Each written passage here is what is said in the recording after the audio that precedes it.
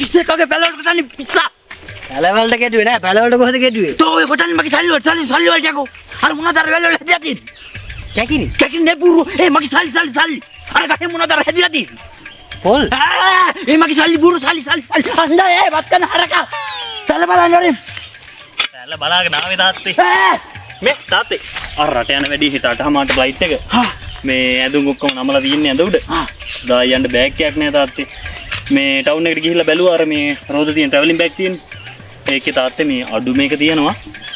මේ 6500. පිස්සු දෙකෝ ගණන් කියන්නේ. බූරුවා.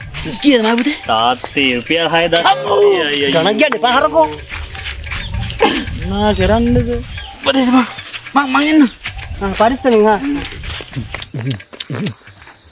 චුටි මල්ලි. මගේ අවුරුදු 25ක ජීවිතේට තාත්තෝ ඉල්ලන දෙයක් කරන් දෙන්න පළවෙනි පාරම.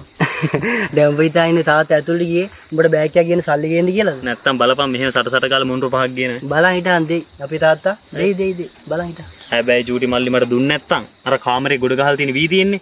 මිටි 4ක් වීරමාවල මෝල්ට විකුණලා මම ওই බෑග් එක ගන්න. උතට පිස්සු දාරකෝ තාත්තා මරන්න දාන්නේ. යකෝ ඔය කතාව තාත්තට එම ඇහෙන්න කියන්න බෑ. පගුව පෙළ මැරෙයි මේ මිනිස්සයා. කොහොමද බං මෙහෙම ලෝභ වෙලා ජීවිත තාත්තා තාත්තා. ලබුලා. මේකට දාගනින් වැඩක් නැති යන මනම් ඔය සපත්තු කැලි බැලි කියන. දාලකටයක් ගාගෙන. මේකට දාගනින් වන්න කියලා දේවල්. මේ දෙක අරන් ප්ලේන් කියන්නේ. සල්ලි කණ්ඩ තියාගන්න බා බූරුවෝ. ලොකුතා. මේ තෝ දැන් ඔය ප්ලේන් එක යද්දි කොහෙද තියන්නේ? මෙව තාත්තා ඉතින් අර ප්ලේන් එකේ රැක් වල දාන්න. අම්මෝ පිස්සා.